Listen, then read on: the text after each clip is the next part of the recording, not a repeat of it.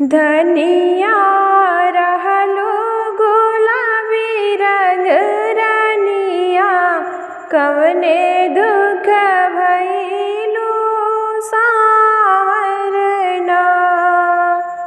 धनिया रहलो गुलाबी रंग रानिया, कवने दुख भइलू सावरना। नैहरे मेरा हाली मम्मी के दुलारी, नैहरे मेरा हाली मम्मी के दुलारी, ससुरे में सही सासू जी के बोलिया, यही दुख भइले सावरना। ससुरे में सही ससुइया के बतिया, यही गुण भइले सावरना। धनिया रहलो गुलाबी रंग रानिया, कवने दुख भइलू सावरना। धनिया रहलो गुलाबी रंग रानिया, कवने दुख भइलू सावरना।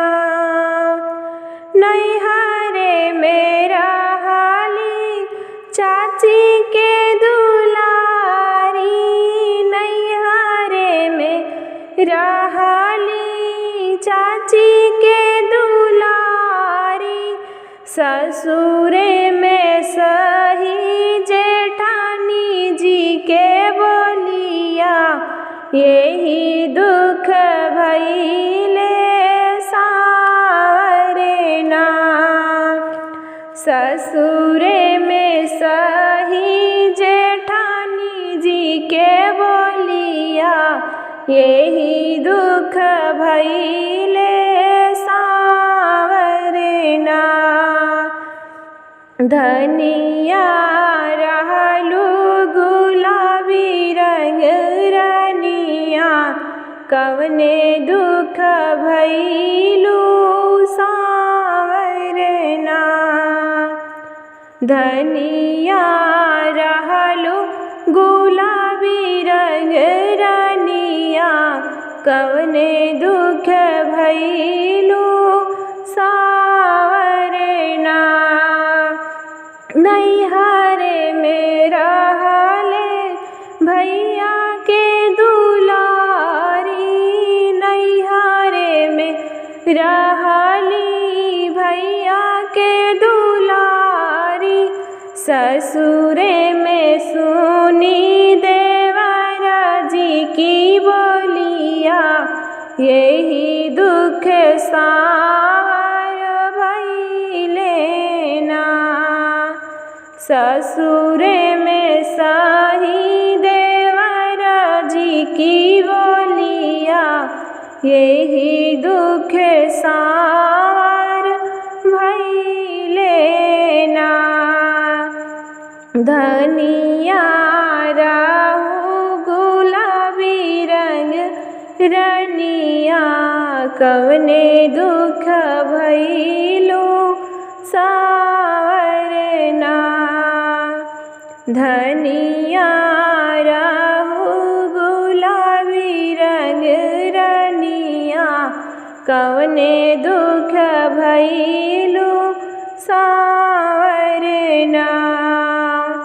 नैहरे मेरा हाली भाभी के दुलारी, नैहरे मेरा हाली भाभी के दुलारी, ससुरे में सुनी ननद जी की बोलिया, यही दुख सावर भइले ना।